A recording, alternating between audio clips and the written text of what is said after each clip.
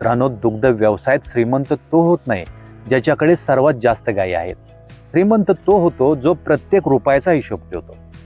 नमस्कार शेतकरी मित्रांनो, आज मी तुम्हाला दूध वाढवण्याचा एक उपाय सांगणार नाही, कारण आजचा विषय दूध वाढवण्यापेक्षा जास्त महत्वाचा आहे.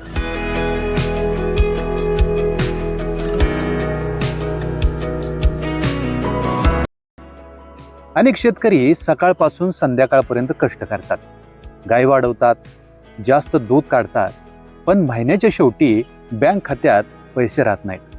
असं का होतं? कारण दूध कमी नाही, खर्च जास्त आहे. समजा 2 शेतकरी आहेत. पहिल्याकडं 80 लिटर दूध आहे आणि दुसऱ्याकडे फक्त 50 लिटर दूध आहे. पण महिन्याच्या शेवटी जास्त नफा कोण कमावतो? ज्याचा खर्च कमी तो. आज मी तुम्हाला असे 10 खर्च सांगणार आहे जे कमी केले तर दूध न वाढवता नफा वाढेल. म्हणून हा व्हिडिओ शेवटपर्यंत पहा, कारण शेवटी मी एक असं गणित सांगणार आहे जे प्रत्येक दुग्ध व्यवसाय करणाऱ्या माणसानं वहीत लिहून ठेवायला हवं. पहिली चूक, महाग खाद्य विकत घेणं. अनेक जण समजतात की महाग खाद्य म्हणजे जास्त दूध, पण हे संपूर्णपणे चुकीचं आहे. गाईला आवश्यक काय असतं? ऊर्जा, प्रथिनं, फायबर, खनिजे आणि ब्रँड नाही. स्थानिक उपलब्ध चारा, स्वतःचे मक्याचे सायलेज, हिरवा चारा, यामुळे हजारो रुपये वाचू शकतात. महिन्याला एका गायीमागं 400 ते 700 रुपये सहज बचत होऊ शकते. 5 गायी असतील तर ती बचत 2000 ते 3500 होते. वर्षाला ती 40,000पेक्षा जास्त होते. यावरचा खर्च कमी करा. दुसरा खर्च कोणता आहे? चारा वाया जाणे. आपण रोज गोट्यात पाहतो, गायी खातात कमी आणि फेकतात जास्त. 10 किलो चारा दिला तर खाल्ले 8 किलो, 2 किलो वाया. दिवसाला 2 किलो म्हणजे महिन्याला 60 किलो. 5 गायी असतील तर हे 300 किलो होईल. हे थेट पैसे आहेत. लक्षात घ्या, चारा योग्य ट्रकमध्ये द्या, लहान प्रमाणात द्या, उरलेला चारा पुन्हा वापरा. असं केल्यानं चाऱ्याचा खर्च आपला वाचू शकतो. तिसरा खर्च आहे रिकामी जनावरं. गाय दूध देत नाही पण रोज खाते. समजा दिवसाला खाद्याचा खर्च हा 180 रुपये, म्हणजे महिन्याला किती झाला? 5400 रुपये. जर गाय 3 महिने रिकामी राहिली तर 16,000 रुपये खर्च आणि उत्पन्न किती? 0. यासाठी वेळेवर हिट ओळखणं आवश्यक आहे. चौथा खर्च कोणता? गायींना असणारी आजारपण. रोग झाल्यावर उपचार हे महाग पडतात. म्हणून प्रतिबंध हा स्वस्त असतो.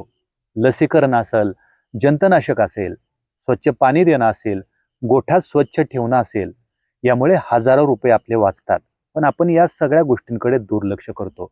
म्हणून प्रतिबंध हा खूप चांगला उपाय असू शकतो. 5वा खर्च कोणता आहे? लाईट. दूध थंड करणे असेल, पंप असेल, मोटार असेल, लाईट असेल, हे सर्व तपासा. जुनी मोटार बदलणे, LED वापरणे, टायमर बसवणे, यामुळे विजेच्या बिलात आपल्याला कमी येऊ शकते. आपण ह्या गोष्टीकडे दुर्लक्ष करतो. 6वा खर्च कोणता आहे? पाण्याचा होणारा अपव्यय.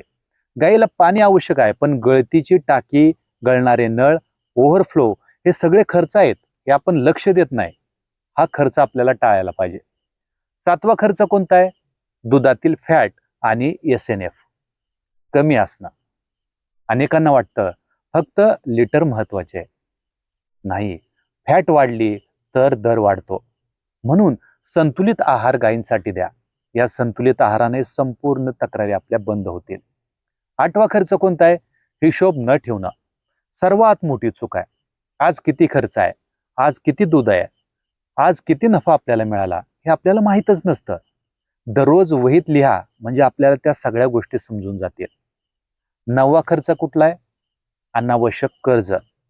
कर्ज घेऊन, महाग मशीन घेऊन, महाग गोटा तयार करून, महाग उपकरणे घेऊन आपल्याला नुकसान होतं. याआधी विचार करा, त्या गुंतवणुकीतून उत्पन्न आपल्याला वाढणार आहे का, तरच आपला निर्णय घ्या.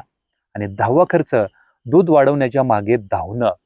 आपण नेहमी विचारतो दूध कसं वाढेल, पण हा प्रश्न कमी विचारतो की खर्च कसा कमी होईल? जर दिवसाला 300 रुपये खर्च कमी झाला तर महिन्याला 9,000 रुपये आणि वर्षाचं जर गणित काढलं या खर्चाचं तर 1,08,000 रुपयेपर्यंत इतका अतिरिक्त खर्च होऊ शकतो. आणि दूध 1 लिटरही वाढलं नाही. मित्रांनो, दुग्ध व्यवसायात श्रीमंत तो होत नाही ज्याच्याकडे सर्वात जास्त गायी आहेत. श्रीमंत तो होतो जो प्रत्येक रुपयाचा हिशोब ठेवतो. आजपासून स्वतःला एक प्रश्न विचारा, मी आज किती दूध काढलं? मी आज किती खर्च वाचवला? हा प्रश्न विचारायला सुरुवात करा आणि विश्वास ठेवा. मित्रांनो, हा व्हिडिओ संपण्यापूर्वी मी तुम्हाला एक मनापासूनची गोष्ट सांगतोय. आपल्या महाराष्ट्रात हजारो शेतकरी आजही पहाटे 4 वाजता उठतात. थंडी असो, पाऊस असो किंवा कडक उन्हाळा असो, गाई गुरांची सेवा कधी थांबत नाही. स्वतःच्या तब्येतीची काळजी ते नंतर घेतात, पण जनावरांना वेळेवर चारा पाणी मिळालंच पाहिजे याची काळजी आधी ते घेतात. इतकं कष्ट करूनही महिन्याच्या शेवटी हातात पैसे राहत नाहीत. तेव्हा मन खूप दुखतं. तेव्हा वाटतं एवढे कष्ट करूनही आपल्याला योग्य मोबदला का मिळत नाही. पण आजपासून एक निर्णय घ्या. फक्त दूध वाढवण्याची धडपड करू नका, तर प्रत्येक रुपया वाचवण्याची आपल्याला सवय लावा. कारण लक्षात ठेवा, उत्पन्न वाढवणारा शेतकरी चांगला असतो, पण खर्चावर नियंत्रण ठेवणारा शेतकरी कायम यशस्वी होतो. तुमच्या मुलाचं शिक्षण, आई वडिलांचा आनंद, घराची प्रगती आणि तुमच्या कुटुंबाचं उज्ज्वल भविष्य हे सगळं फक्त जास्त दूध काढून नाही, योग्य नियोजन आणि योग्य निर्णय घेऊन घडतं.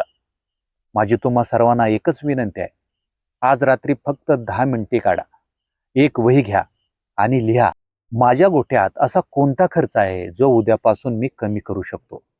कदाचित त्या एका उत्तरामुळं तुमच्या आयुष्यात मोठा बदल सुरू होईल. जर माझ्या या व्हिडिओमुळं एक तरी शेतकऱ्याचा महिन्याला 1,000-2,000 रुपये खर्च वाचला तर मला वाटेल की हा व्हिडिओ बनवण्याचा माझा उद्देश पूर्ण झाला. आपण फक्त व्हिडिओ बनवत नाही, आपण एकमेकांना आधार देणारा, शिकणारा आणि प्रगती करणारा शेतकऱ्याचा परिवार तयार करतोय. म्हणून जर तुम्ही अजून या चॅनलला सबस्क्राईब केलं नसेल तर आजच या चॅनलला सबस्क्राईब करा. हा व्हिडिओ तुमच्या शेतकरी मित्रापर्यंत आणि नातेवाईकांपर्यंत नक्की पोहोचवा. कदाचित तुमच्या एका शेअरमुळं एखाद्या कुटुंबाचा नफा वाढेल आणि त्यांच्या चेहऱ्यावर पुन्हा हसू फुलेल. मी पुन्हा भेटेन अशाच वास्तव, प्रामाणिक आणि उपयोगी माहितीसह. तोपर्यंत निरोप द्या. नमस्कार.